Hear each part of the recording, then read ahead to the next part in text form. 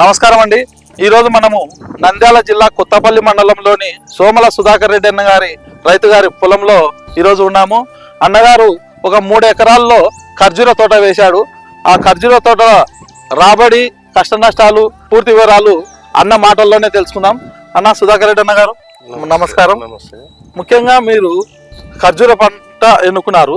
మన ఏరియాల్లో ఎన్నో పండ్ల తోటలు వేశారు. జామ కానీ, నిమ్మ కానీ, పొప్పాయి కానీ, సీతాఫలం కానీ, ఇట్లా ఎన్నో రకాల పండ్లు ఉన్నాయి. ఇది అరబ్ కంట్రీల్లో వేసే పంట. ఇది ఆ పంటను ఇక్కడ వేయాలనే ఉద్దేశం మీకు ఏ విధంగా కలిగింది? ఇప్పుడు టెక్నాలజీ పెరిగే కొద్దీ శాస్త్రవేత్తలు కూడా ఎన్నో ప్రయోగాలు చేస్తూ ఉన్నారు. రైతు కూడా ఒక శాస్త్రవేత్తనే అనుకోవాలా మీరు. ఎందుకంటే ఈ ప్రాంతం కూడా ఈ పంట ఎందుకు పండదు, ఎందుకంటే కూడా ఏదైనా లాభసాటిగా ఉండాలా, ఉపయోగకరంగా ఉండాలా సమాజానికి అనే ఆలోచనతోనే మేము కూడా రీసెర్చ్ అయితే చేసినాం. రీసెర్చ్ చేయడం అంటే ఈ ప్రాంతం అనుకూలమైనదే కదా, లేకపోతే ఈ పంట పండుతుందా లేదా ఈ ప్రాంతానికి, ఈ వాతావరణానికి, ఈ నేలకునని బాగా ఆలోచన చేస్తే మాకంటే ముందుగానే కొన్ని ప్రాంతాల్లో అనంతపురం జిల్లాలో కానీ తెలంగాణలో కూడా ఖర్జూర సాగు అనేది జరుగుతూ ఉన్నందువల్ల మేము కూడా అక్కడికి వెళ్ళి అనంతపురంలో పరిశీలిస్తే మన పొలం కూడా సూట్ అవుతుందని చెప్పేసి దీనికి సంబంధించిన వివరాలల్లా పూర్తిగా సేకరించుకొని ఈ మొక్కలు ఎక్కడి నుంచి వస్తాయంటే విదేశాల నుండి ఇంపోర్ట్ చేసుకొని మనకు వాళ్ళు సప్లై చేశారు. అది తమిళనాడులోని ధర్మపురిలో ఒక నిజాముద్దీన్ అనే అతను మనకు ఒక సలహా ఇచ్చి మీ ప్రాంతంలో బాగా ఉంటాయి మన సాయిలన్నీ చూసిన తర్వాత అగ్రి చేసుకొని తీసుకొని వచ్చేసి టిష్యూ కల్చర్లోనే ఒక్కొక్క ప్లాంట్ ధర 4,500 పెట్టి తెచ్చాను. దీంట్లో ఖర్జూరలో ఎన్నో రకాలు ఉన్నాయి. మనం సెలెక్ట్ చేసుకున్నది మన ప్రాంతానికి సూట్ అయినది మాత్రమే బర్హీ రకం ఒకటి, ఎల్ఐటి రకం. మరి ఈ 2 రకాలను కూడా నేను ప్రయోగాత్మకంగా సక్సెస్ అవుతాను అనే ఆలోచనతోనే ఈ బర్హీ మొక్కలను అయితే కూడా దాదాపుగా ఒక 200 మొక్కలను బర్హీ రకము, ఒక 20 మొక్కలు మాత్రం ఎల్ఐటి రకం సెలెక్ట్ చేసుకొని ఈ ప్రాంతాన్ని ఎప్పుడైతే చూస్ చేసుకున్నానో ఆ రోజు నుంచి ప్రత్యేక శ్రద్ధతో బాగా వీటన్నిటిని చూసుకుంటూ వచ్చే కొద్దీ అవి బాగా ఎదుగుదలతో పాటు 3 ఇయర్స్ స్టార్ట్ అవుతానే 3 ఇయర్స్ అవుతానే ఫ్లవరింగ్ రావడము, తర్వాత దానికి మేల్ పౌడర్ను తీసుకొని వచ్చేసి పాలినేషన్ చేయడము, ఆ పాలినేషన్ చేసిన తర్వాత కాయ అనేది బాగా షైనింగ్తోనే బాగా సైజుగా రావడము. అంటే ఇవన్నీ కరెక్ట్ టైంలో ఇన్ టైంలో మనం చేసిన పద్ధతి ప్రకారం వచ్చినాయి. దీనికి తగ్గట్టు మార్కెట్ కూడా ఎక్కువగా ఆందోళన పడకుండా, ఎందుకంటే ఇది ప్రతి ఒక్కరు కూడా తినగలిగినది, తినవలసినది. ఎందుకంటే దీంట్లో ఉన్నటువంటి మనుషులకు ఉపయోగకరమైనటువంటి ఎన్ని విటమిన్స్ ఉన్నాయి, లేకపోతే రక్తహీనత ఉన్న వాళ్ళు, ఐరన్ అయితేనేమి, ఇట్లాంటి ఎన్నో ప్రతి డాక్టర్ కూడా సలహా ఇస్తుంటారు మీరు డేట్స్ తినండి అని చెప్పేసి.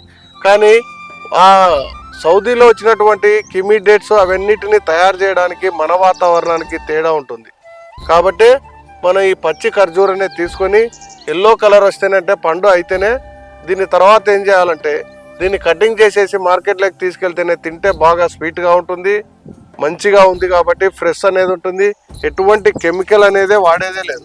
కింద ఎరువుల కానుంచి కూడా ఒక స్ప్రే చేసేది లేదు, ఒక ఏదైనా మందు ఏది కానీ వేసేది లేదు.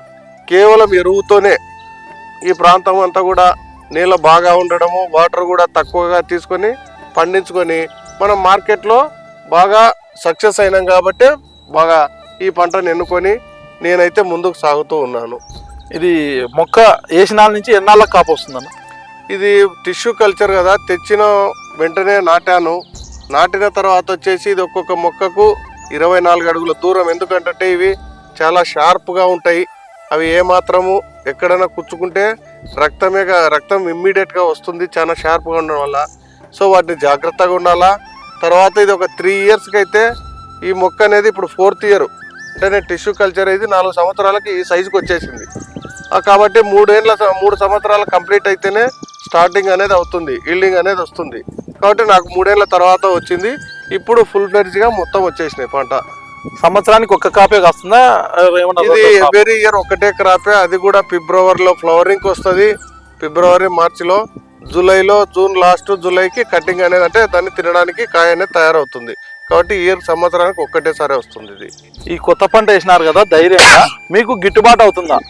మన గిట్టుబాటు అంటే మనం పెట్టిన పెట్టుబడి చూస్తే ఇప్పటివరకు అయితే అంటే ఎక్కువనే అయింది. కాకపోతే ఇప్పటి నుంచి ఎందుకంటే ఇవి పండ్ల తోటలు ఎప్పుడైనా కానీ ఫస్ట్ అయితే ఖర్చుతో కూడుకున్నాయి.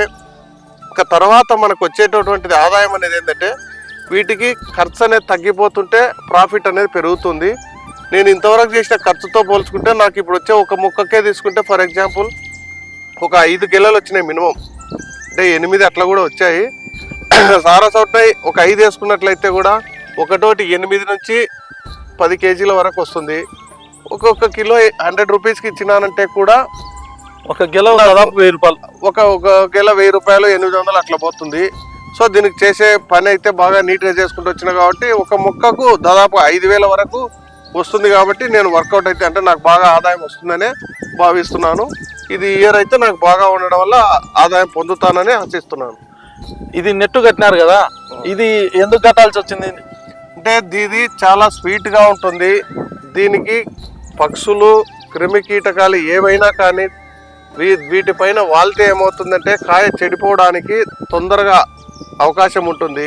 కాబట్టి ఈ నెట్ అనేది ఎప్పుడైతే కాయ ఎల్లో కలర్కు స్టార్ట్ అవుతుంది అంటే దీని పండు పాకానికి వచ్చిందంటేనే ఇమ్మీడియట్గా నెట్టుగాన పైన పెట్టేసి కింద కట్టేస్తే లోపలికి ఏమే కానీ దూరకుండా బాగా స్టాండర్డ్గా ఉంటుందని చెప్పి ఆ సిస్టమ్ను చేశాను.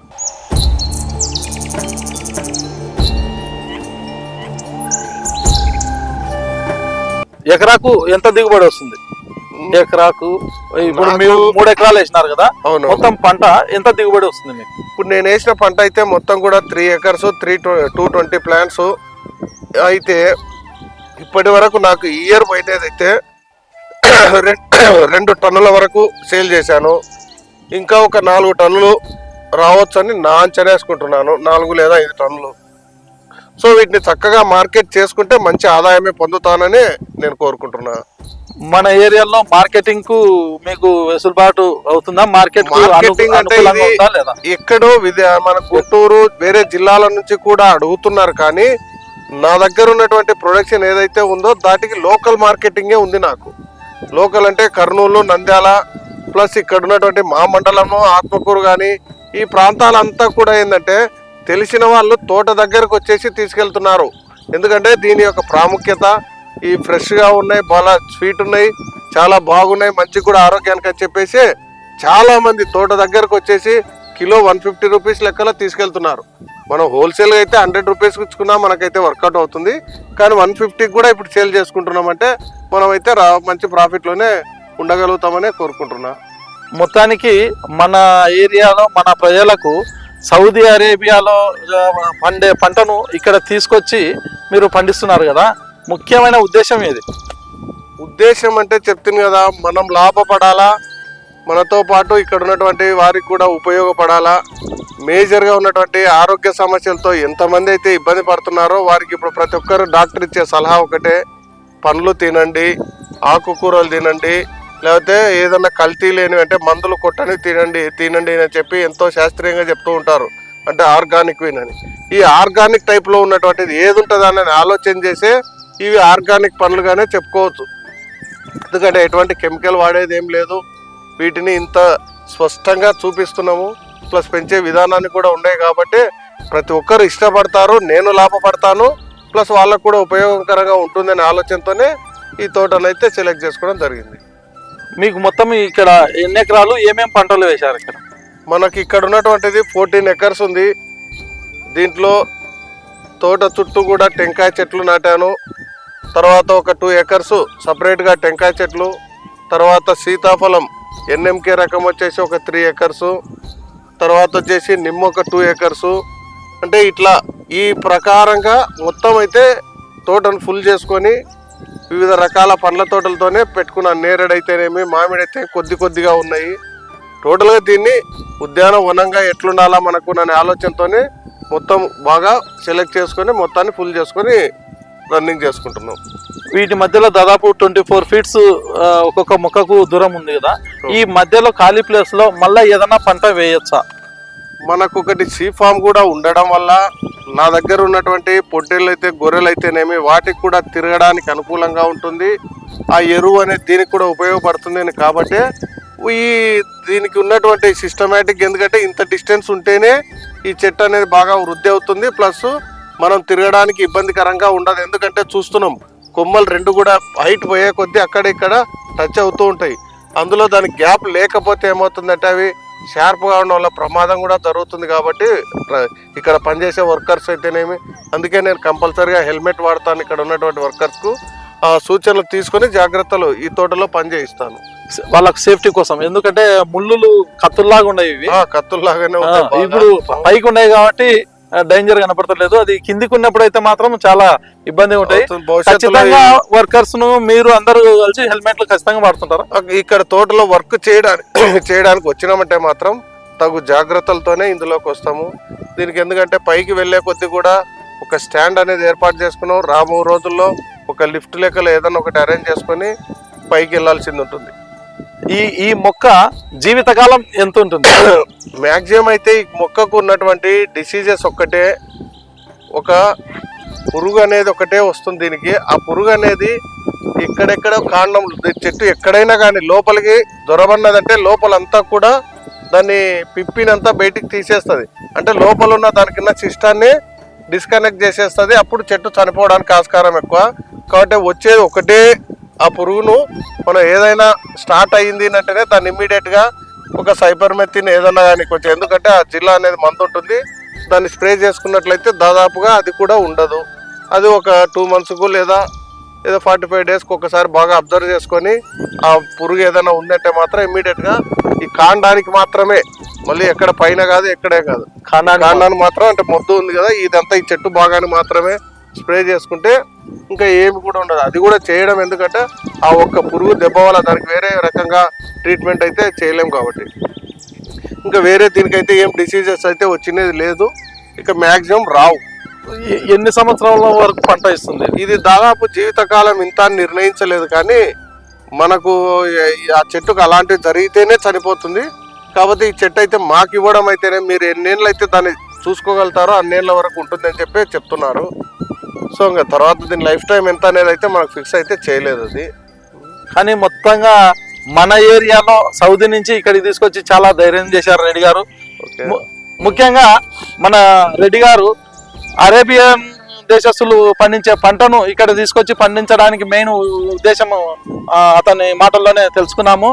ఏమంటే ఇక్కడ అందరూ ఆరోగ్యంగా ఉండాలి. డాక్టర్స్ కూడా ఇప్పుడు ఏ విధంగా చెప్తున్నారు, అందరూ పండ్లు తినండి, ఆకుకూరలు తినండి, అందులో ఎరువులు వేసినవి కాకుండా న్యాచురల్ గా పశువుల పేడతోని, గొర్రెల పేడతోని, ఇట్లా ఆవు మూత్రంతోని, ఇటువంటి వాటితోనే న్యాచురల్ గా పండ్లు పండించడం జరుగుతుంది. ఈ పండ్లు తినడం వల్ల ఇప్పుడు బీపీలు షుగర్లు ఎక్కువ ఇబ్బందులు పడుతున్నారు. అటువంటివి లేకుండా ప్రజలందరూ ఆరోగ్యంగా ఉండాలనే ఒక గొప్ప మనసుతోని అక్కడి పంటను ఇక్కడ ధైర్యం చేసి ఇలా పండిస్తున్నందుకు రెడ్డి గారికి వాళ్ళ బ్రదర్స్ కు ప్రత్యేకంగా అభినందనలు తెలియజేసుకుంటున్నాము, నమస్కారాలు తెలియజేసుకుంటున్నాము.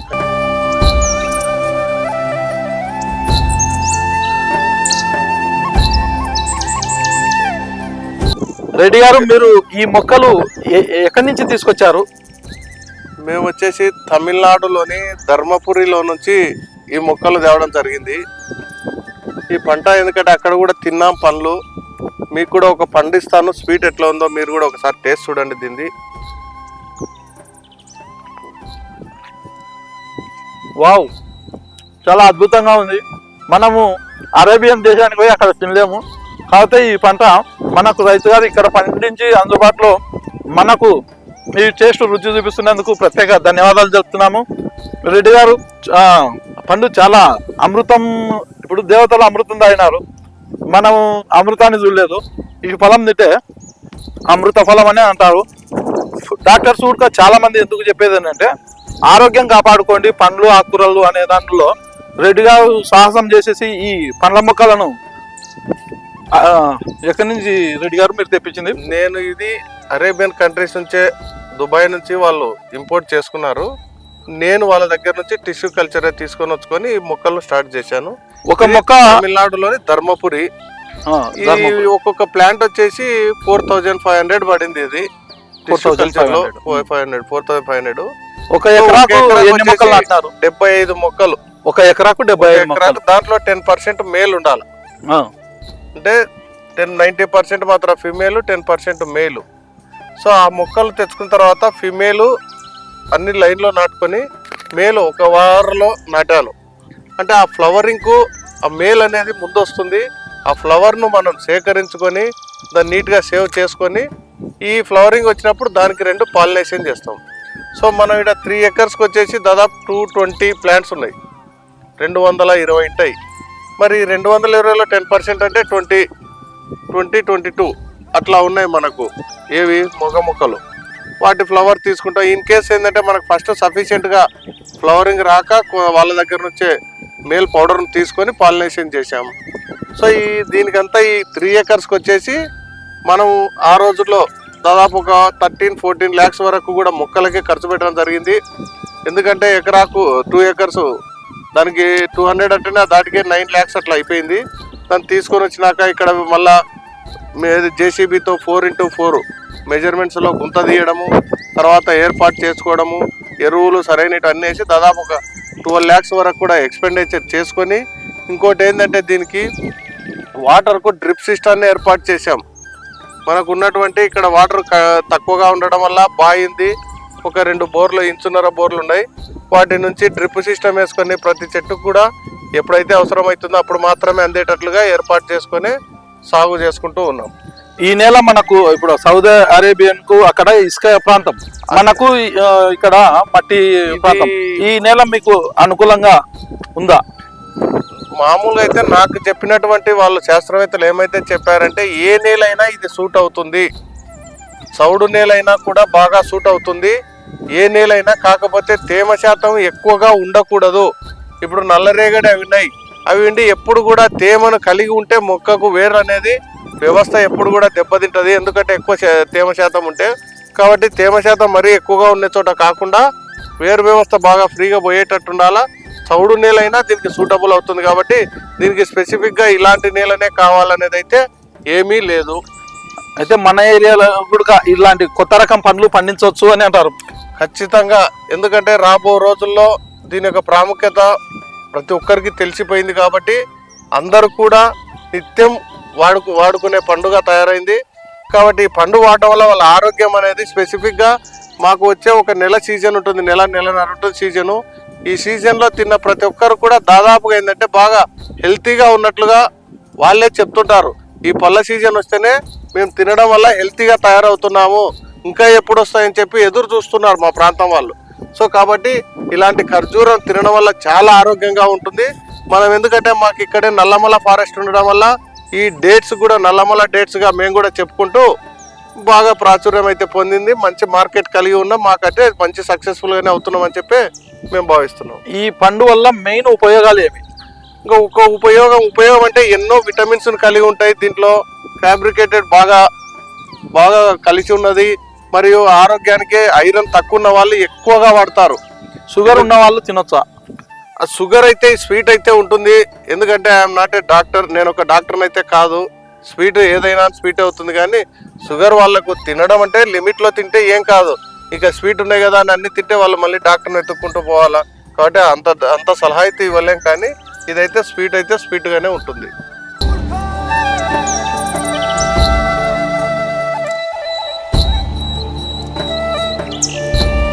రెడ్డి గారు, ఇప్పుడు కొత్తగా మీరు ఈ పంట వేసి సాగు చేస్తున్నారు.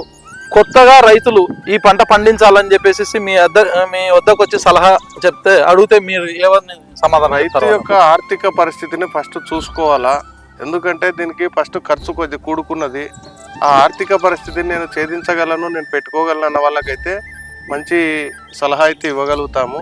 బట్ దీన్ని అయితే సెలెక్టివ్గా చేసుకునే పొలం ఏదైతే ఉందో అది ఎక్కువగా తేమ శాతం ఎక్కువగా ఉండకుండా అయితే చూసుకోవాలా.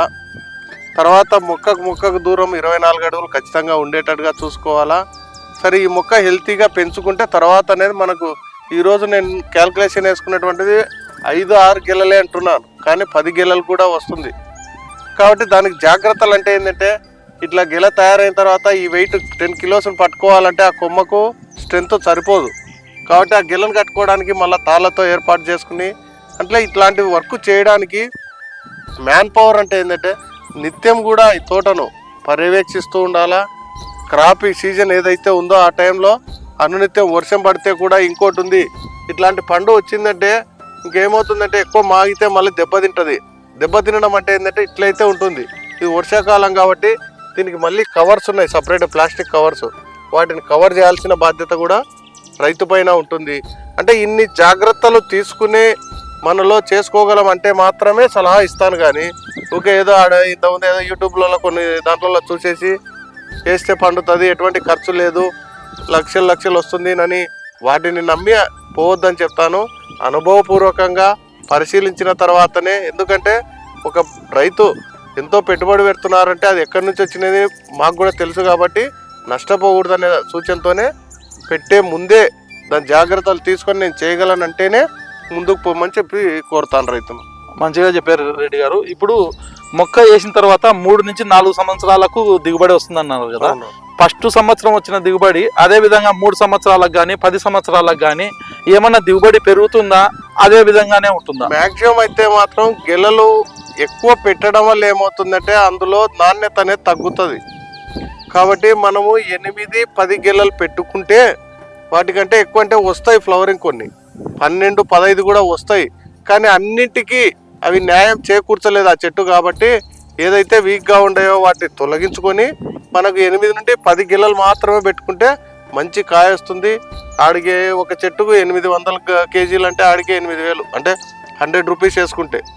సో కాబట్టి 8 లేదా 10 గెలలు పెట్టుకుంటేనే మంచిగా షైనింగ్ వస్తుంది, కాయ నాణ్యత ఉంటుంది, రైతుకు కూడా రిస్క్ ఉండదు అనే నేను కూడా చెప్పగలుగుతాను. ఒక చెట్టుకు మ్యాక్సిమం వేసుకుంటే 5,000 నుండి 8,000గా క్యాల్కులేషన్ వేసుకోమనే చెప్తాను నేను చెప్పే సలహా. ఇప్పుడు ఈ గెలలు వచ్చినప్పుడు ప్రత్యేకంగా కంపల్సరీ అటువంటివి కట్టాల్సిందే కదా. ఇవి ఏమవుతుందంటే వెయిట్ పెరిగే కొద్దీ ఆ సపోర్ట్ అనేది లేకపోతే గెల అనేది విరిగిపోతే కాయ అనేది ఎటువంటి పనికిరాదు. అంటే దానికి చెట్టు నుంచి అందేటటువంటిది ఏదైతే ఉందో లోపల దానికి ఆ సిస్టమ్ అంతా కూడా కట్ అయిపోతే రావు. కాబట్టి అది కట్ కాకుండా బెండ్ చేసుకుంటూ తాళ్ళు అనేది సపోర్టివ్గా కట్టుకుంటున్నాను. జాగ్రత్తలు తీసుకోవాల్సిందే, నిత్యం పర్యవేక్షిస్తూనే ఉండాలి. ఊకే ఏదో అంటే ఆజమాసి అయితే ఉండదు. ఏదైనా కానీ ఏది తీసుకున్నా దాన్ని బాగా జాగ్రత్త తీసుకుంటేనే లాభం అనేది వస్తుంది.